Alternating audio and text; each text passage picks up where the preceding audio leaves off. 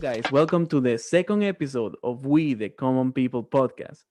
My name is Joan Trujillo, and I will be your host. And today to commemorate the International Women's Day, I decided to bring a colleague of mine. Her name is Vicki Swanton. Vickie is actually really into charity, helping the community. She even works as a leader for the Scouts here in Ireland to improve the community and help those in need, guiding kids and, helping elderly alike, no matter the age. Um, don't let me hold you. Let me introduce you to her right now. Vickie, how are you? I'm good now, Johan. How are you today? I'm pretty good. Thank you for asking and thank you for joining us. I appreciate that. Vicky, just to, just start a conversation, just to break the ice here. Would you mind me asking, lately with all the, with the whole situation with COVID going on, how have you been able to keep yourself in a good mind space? And, pretty much what are you doing to overcome those gray days? I suppose everyone has those grey days, and I recently what I've done is started to walk. I'm very lucky. I have a great support network, so even in lockdown, my parents are probably 500 meters to a kilometer away at most.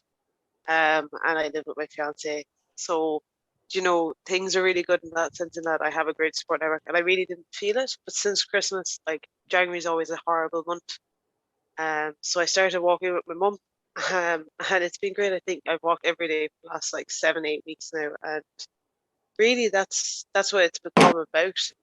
It's become like getting out and doing something every day and having the accountability of making the plans with my mother. Because if I make the choice to go and I don't want to go, I just won't go. So the fact that I'm meeting my mother first means I actually get up and get dressed and get out of the house. And it's been really good to have the time to chat with her. And it's been really good for the mindset because obviously our work shifts are late in the evening. So it makes me get up and have some of the day and see what's out there and just generally enjoy a bit of fresh air and let go of any stresses I might have.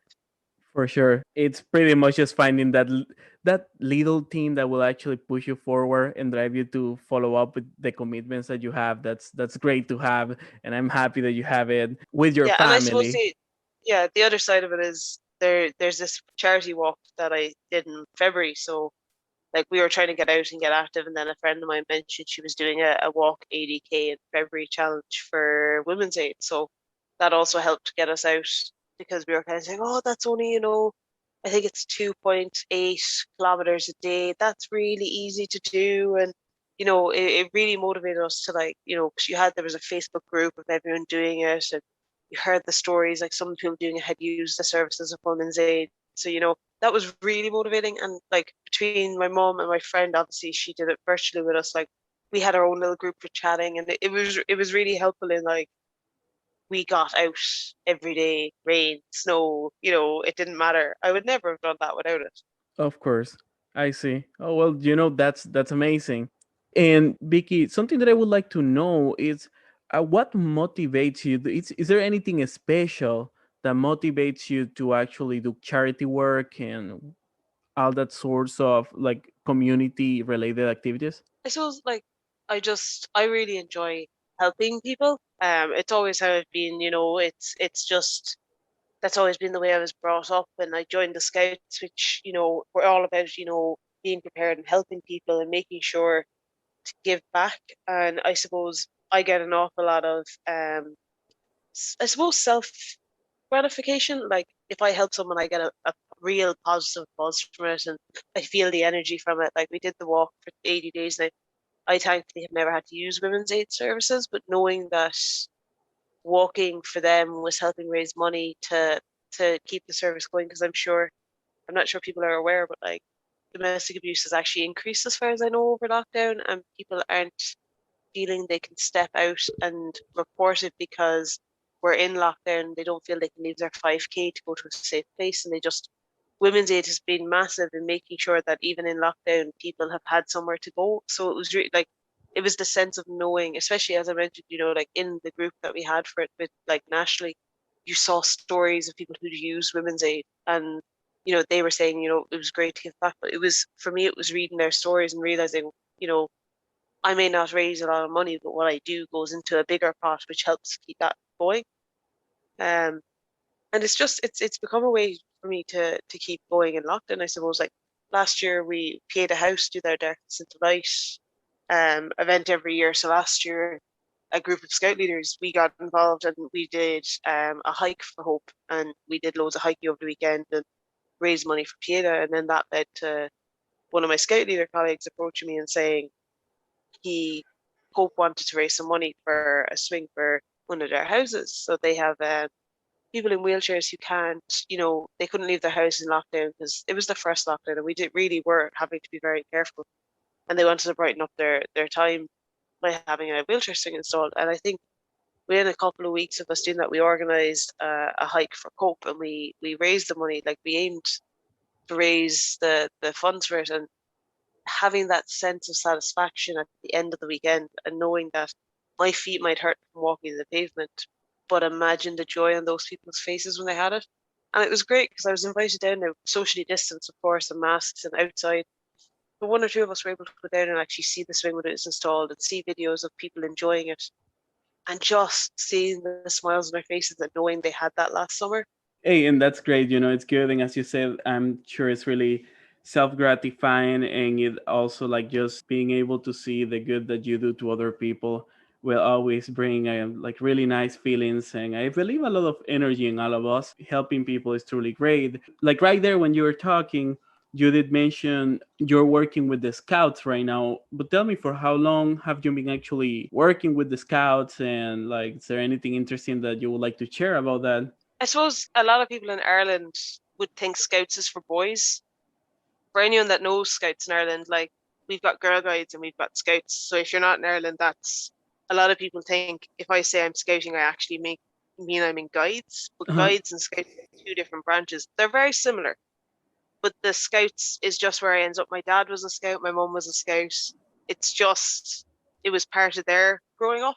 And when I was younger, the group I'm involved in, which is Douglas and St. Finbarrs, they didn't take girls at first because originally it was a boys only group, Oh, wow. and I joined as a leader in 18, so I'm involved with them for 14, 13, 14 years now as a leader. Wow, that's a long time. That's Um, actually that's actually, I will say, a really decent amount of time to get familiarized and really proficient at what you do. Scouts is a lifestyle. It's not really like it's not like anything like it's not like a sport that you Hmm. you know you go into and there's a lifespan. Like if you're in soccer, you generally only play up to your 30s, and then you maybe coach, or if you play after that, it's Yeah. really casual. Scouts is very much like I know of scout leaders who are in it 60, 70 years. They joined as a Wow. small kid. They joined as a small kid when they were 6, and they stayed involved. And it's very much scouts for me is a huge thing to give life skills to children. And I find it's again that self-gratifying. I You go on a weekend away, and it might be a really tough weekend. You could be camping for say 3 nights, and you're with 9 to 12-year-olds, and it rains for the entire weekend, and you're up half the night fixing tents, or you're up half the night because some poor child is feeling homesick, and Wow, you come that's home having had no sleep, and you see the kids get off the bus, and the smile when they see their parents, uh-huh. and you know that it's an experience they're not going to forget, is just it makes you go back and do the next weekend even though you're exhausted. It's Oh, just that's very amazing. satisfying to work with children. That's amazing. And um, tell me, what type of, so like here coming with the scouts, like now that we are like I'm actually interested, um and I'm sure the people that will be listening will be interested too. um so what type of, when you say life skills, what type of life skills, or what type of, like, I will say, activities do the scouts here in Ireland do? I suppose we're very similar to other scouts. Like generally scouts in the world, if you're we have a world scout movement, so Uh-huh. in general scouting is very similar everywhere you go. The way we differ would be in the age ranges that we work with, or some countries still have boy scouts and girl scouts. There's very small differences. Things that would be very common: we go hiking, we go camping, we do water activities like we'd have a water activities day for our cubs, and they might get a chance to learn a bit of sailing or rowing, and they might do some environmental work. We work with the community, so we do lots of projects with them. Like we might work with the local tidy towns, which is a thing in Ireland that every town kind of has a committee that helps keep the village tidy and does work to make it look, Oh, more nice. community, bring in the spirit of the community. And they, like our local one in Douglas is very active. They go out litter picking every Saturday. They plant plants in the different boxes in the area, just brightening up the place and just making it a much nicer place to live. So we do a bit of work with them. Sometimes we go off on the litter picking with them on a Saturday. Sometimes we might help with painting different things. A couple of years ago, actually, on my memories today on Facebook, 5 years ago, we did bat boxes for our local woods. So we built boxes to encourage bats to come and live in the area because we're trying to encourage the population. We do a 2 week summer camp with our Scouts and Venture Hmm. section. So that's taken me all over Europe because we don't Wow. stick to Ireland. And actually, my group's one of the few that still does a 2 week camp. A lot of them have shortened it to a week or 10 days. So it's a really cool experience. I've spent all my holidays from work in the last 10 years on summer camp because I'd rather spend my 2 weeks on that than on a holiday. It's so much more fun. That You're makes going sense. off. You're going Yeah. off with groups of. You could be like some years we've had groups of kind of 30 kids and maybe 14, 15 adults, and like we've been to Swansea in Wales, we've been to London, we've gone to Switzerland, we've been to Austria, we've been to the Czech Republic. We've done Italy, and it's really good fun because not only do you see the place you're living in, generally like we're buying the food locally, so we're also experiencing the supermarkets and the way of life, picking up food. We try some of the local foods. In some places we meet some of the local troops, like we had dinner with an Italian troop on one camp. And just it's that's the kind of life skills it gives. I think it gives I kids see. it gives kids the life skills in that in Douglas, a lot of our primary schools are single sex schools. So, the girls go to a girls' school and the boys go to a Yeah, boys' school. I And have noticed that. Scouts is mixed. So in Douglas, that's one of the few activities a child can do where they're mixing. So they're getting life skills in that sense. They're making friends because when you start with a group, you generally are with the same people your whole way up through scouting if you stick through it. Like some of the scouts I started with at 7 are now 18, 19, and they've gone the whole way up, and I've seen them grow up. I see. And scouts gives them the skills to network, which is really important in life. It gives them confidence because when they do stuff, we don't stop them from failing, which is a big thing. So, like, if you're learning a knot and you can't do it, we'll teach you how to do it till you get it. But we won't if they're building something and we think it's not going to work, we let them try and figure it out, which builds resilience in a child, which is really important because resilience is what you need when if something happens. If God forbid you have an accident, resilience is Absolutely. how the body reacts, and we develop a lot of resilience in kids through scouts, which people don't realize. And that's great because I truly think what you just said there, like not only for accidents, but I think life itself, um, it's about resilience and how you take the hits that you will receive. Because Yeah, I truly think that no matter who you are, we are humans, and it's a sure thing that when you're going through your path in life, you will always find like a rock on the way that's gonna make you stumble, it's gonna make you fall, and just building that resilience and giving kids the exposure that they need to be able to overcome those obstacles, or at least be able to have the people skills to express, looking for help or being able to connect with other people to get out of those situations. That's a really good skill to actually show kids. I feel like what you guys are doing in the scouts, it sounds like an amazing project, and I know the scouts has been around for ages, decades. um so it's that, actually over 100 years old. yeah, that's It's crazy. it's, it's actually I think 2007 was the centenary, so it's actually like Wow. 112 or 113 years, 114 years this year, I think. The original, very first Scouts would have been 2007. I know Irish Scouts is a year later, so we were 2008 was our 100-year anniversary. But like the Wow. resilience, like when I say we leave them fail, like obviously if it's going to be dangerous, we stop them. But like, if it's something we can let them kind of figure out, we let them figure it out. And the other thing about Scouts that I think is great is it's open to everyone. Scouts is one of the things that it doesn't matter your ability, you can be a scout because we can adapt what we do to you as opposed to you having to be able. So, like, for example, kids that might have a mental disability or even physical disabilities, they might not be able to play sport with, like, other kids. They might have to play sports with kids with their abilities, but in Scouts, they can go into the same age group with kids who aren't have any disabilities and get to experience and make friends in the group and do the same activities and have the same fun. And I love that. That's one of the biggest things I love about Scouts is we can accept anyone, Wow, you that's know, amazing. within reason. Now, sometimes maybe the parents will need to become leaders and be around all the time, depending on it. But generally, there's no reason we would ever decline a child unless it was really something we couldn't run. Like maybe they had to have certain access to certain things while they were on trips. But I've never heard of a kid being denied. We just adapt. Absolutely. As you're saying, like without any, if there's no a reason behind denying, like some kind of experience, you will not deny that experience. Like as long as the Yeah, kid is not in danger.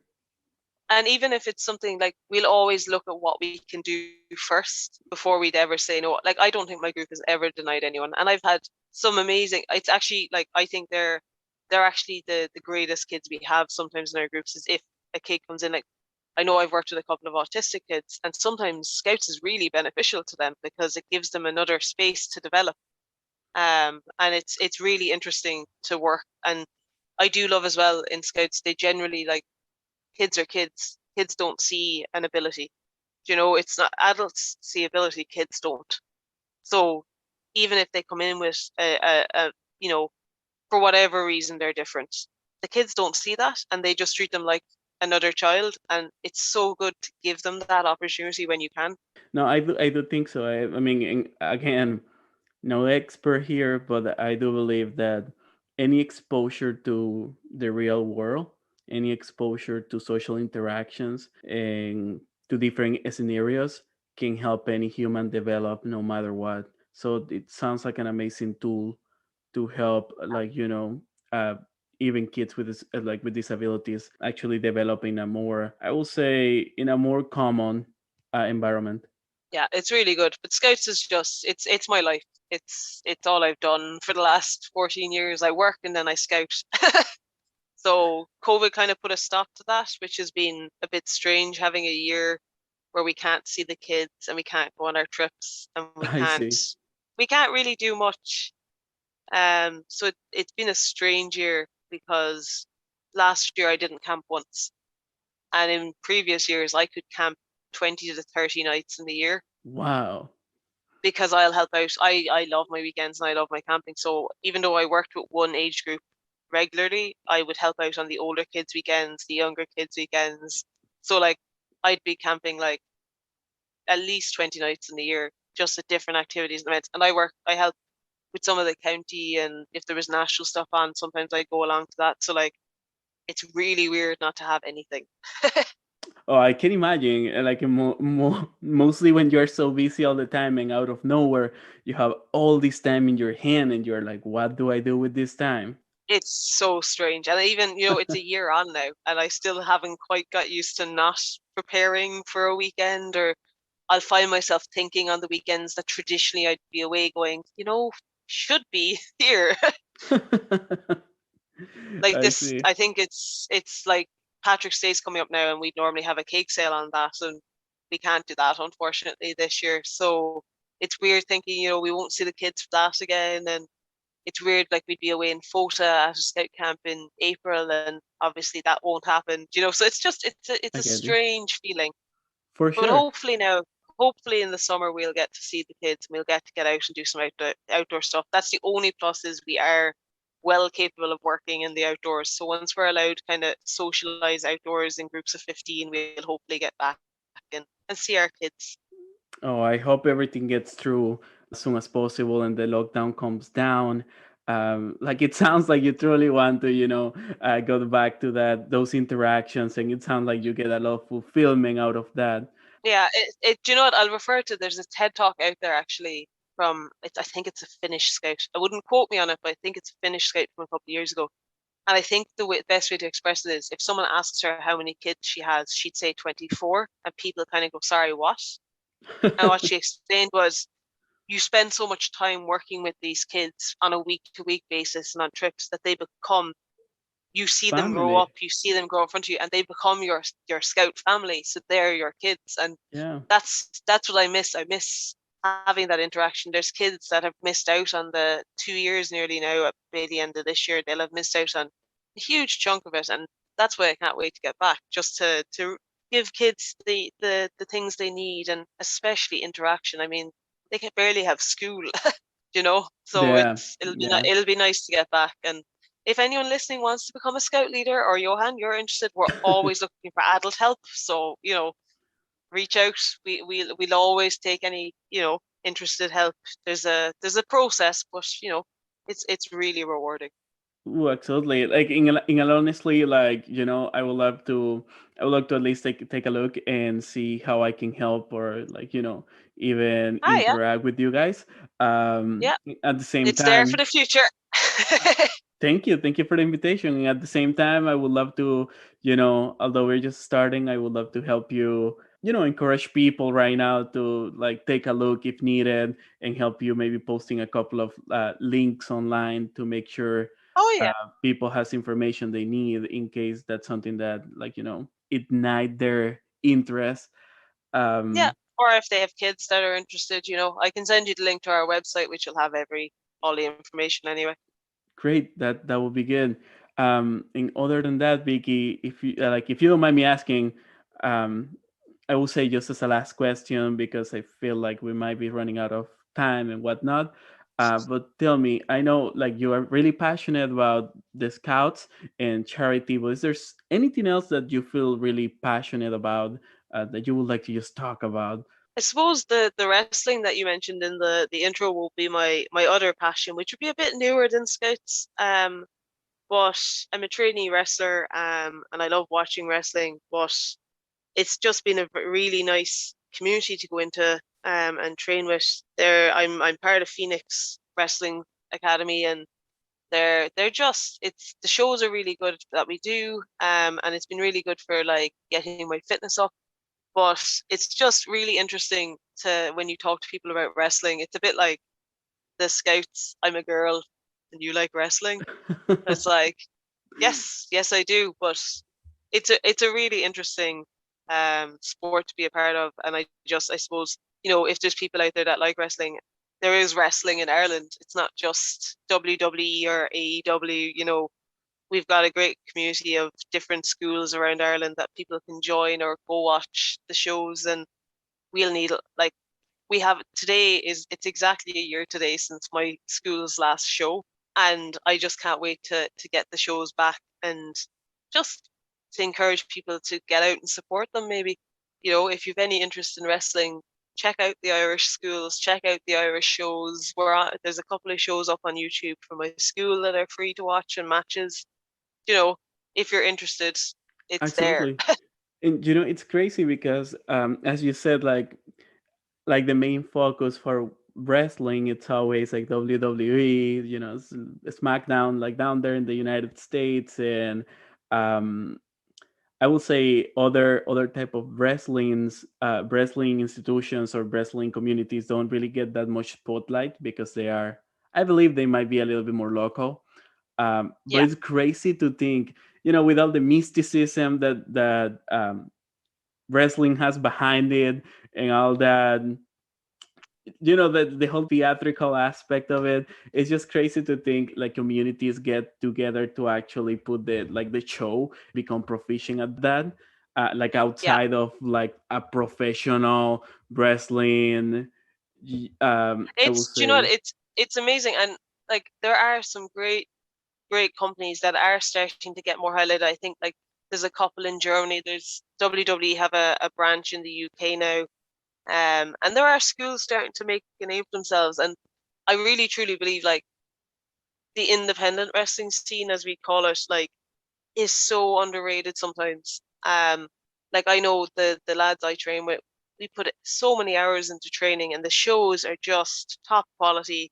It's amazing to think, like we had a lockdown show when they lifted some of the restrictions in September, and it was all local talent. It was all wrestlers from Phoenix that were in the show because we still couldn't travel outside our county. And the fact that Phoenix is so dedicated that they have that kind of roster that they can put a Hmm. whole show on, and we could rely Wow, on just Cork wrestlers is just phenomenal. And that is it's really nice amazing. to think that we're growing and we're getting the support.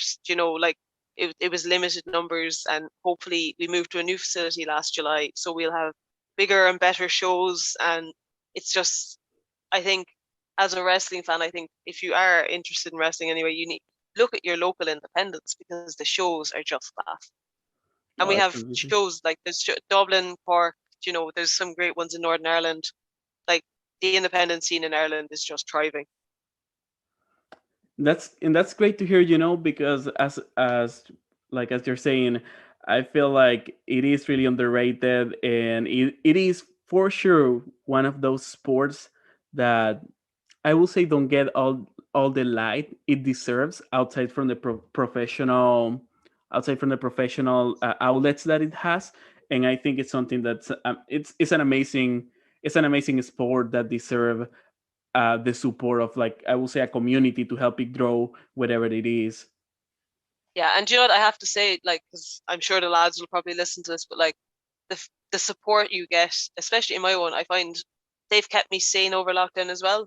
Like with the walks and stuff, like just being able to chat because we obviously can't train, and Hmm. it's just keeping our own minds and watching a bit of wrestling together, or just they're like another family. Everyone in Phoenix watches out for everyone in Phoenix, and everyone's there to, if someone's having a bad day, there's always someone there.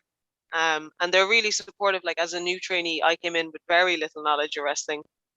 Unlike other wrestlers, I didn't really watch it, and I went to a show and enjoyed it, so I try it and then got hooked. But they're really good for being patient with me, or like like there's certain things I can't do, and they're just very supportive. It's a bit like the scouts in a sports sense. They're really supportive in, like, if you're struggling with something, they'll help you, and if you can do something better, they'll tell you. But they'll do whatever they can to help you get over your hurdles. And I love that about them. Wow. They're really great guys. Well, it sounds like it. I mean, in all honestly, I think that there's no a better movement to join than the one where you feel like you're part of, like, a community. And when the sense of community is actually really nice and healthy, it do Yeah. help you grow a lot like a person. Like, it help you grow a lot. It help you overcome issues, as you're saying. And I can imagine, like, right now with COVID, just a safe, like, I would say, a safety blanket of people behind you, just like supporting you and talking about your issues and helping you have outlets, like creative and physical outlets, to actually feel better about the situation, must be amazing. Yeah, it's great. And I mean, that's the most important thing, I think, for people in COVID times. We all have to be there for everyone, and you just have to Yeah. keep an eye on people and reach out to people if you don't feel right, or if you think someone's not feeling right, reaching out to them if they've been a bit quiet. And I think, like, you were saying, I love, like, that community is a big thing to me. Like, I'm very talkative, as I'm sure everyone realizes by the end of this podcast, but like, I can't stand being in a place where there isn't kind of a team environment or a family environment. Like I'll drag people in if I have to try and make that community feeling.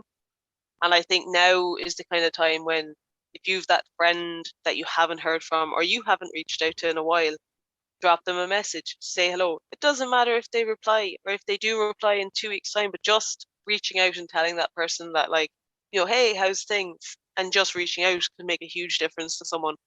Or if you've neighbors that you haven't, they're alone. I have a couple of neighbors. One of them's quite, he lives alone and he gets quite nervous, and like, just check in on them, knock on the door, say hello, or and stand at 2 meters away with your mask on, and for 5 minutes have the chat if you see them. You know, my neighbor told me the other day after I finished, I passed him when I coming in from shopping, and I chatted with him, And at the end, he said, "It was great talking to you. You're the first and last person I'll speak to today."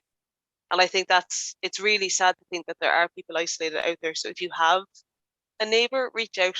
Is like that's probably something I'd love to put out there on this. Like, reach out to your neighbors or reach out to your friend that you haven't talked to, and just make that effort to make them know they're not alone. I see. And that's actually a really good point. And I appreciate you coming here and bringing all that positive attitude and all those outlets, or at least having the way to recommend people out there, like here in Ireland and just like across the world. I think the message that you're putting out there is really positive. Look for a community, look for a healthy group of people. Not only, like, of course I'm speaking about mental health, like a healthy, mentally speaking, a healthy group of people that can Yeah. actually support you and get you through issues. And right now, I appreciate those words and the message, because I want all the listeners, to feel that kind of support that you are actually sharing with everybody today in this podcast. So that, it's just about finding what your community is. Your community, like, is your community. It's not like mine is wrestling and scouting and just generally like talking to friends. Some people's community might be just their family. Some people's Hmm. community might be just that one friend that they like to talk to, or that one friend they feel they can talk to. Community doesn't have to be a big group of people, but if you have someone you can confide in and someone you could talk to, like, it's just important to remember you're not alone. Even if you feel alone, you're not alone. I think that's the big thing that's really struck me about COVID is some people could feel alone, not realizing there's actually someone out there that cares, and It's I think true. that's a big issue from COVID. So, like, I suppose I'm very lucky, but if people feel alone, make sure they're reaching out. No one is ever alone. That's true. That's true. That's correct. Not to end it on a bit of a somber note, but like, there no even if you don't think you have someone, there's plenty of help out there. Whether it's the Samaritans, or in the case of like women in domestic abuse, women's aid. There's organizations out there that will support you even if you feel you don't have someone close. And it's really important, and like especially in Ireland, a year into this COVID, people's mental health is really on edge, I think, and I think it's really It important is. to encourage people to reach out. Great. Well, Viking, and honestly, I will say I have to thank you for all your time, but I think we can cut it here. In all honestly, it has been great talking to you and actually getting a little bit more of insight in what you do and how passionate you are about what you're doing right now with the community. And I'm really glad to see that there's people out there actually putting the effort to make sure that the communities are, like, communities are healthy mentally and physically speaking, and actually, promoting a really, I will say, happy, joyful, and like just overall good vibe to everybody Yeah. around them. So again, thank you very much for sharing that with us here in the podcast today, and for actually deciding to join me and give me a little glimpse on what you do in your life. So thank you. No problem at all. It was my pleasure. And if you ever want to hear more, I'll always be here. Great. Hey, as I said, everybody that come once, it's invited to come twice.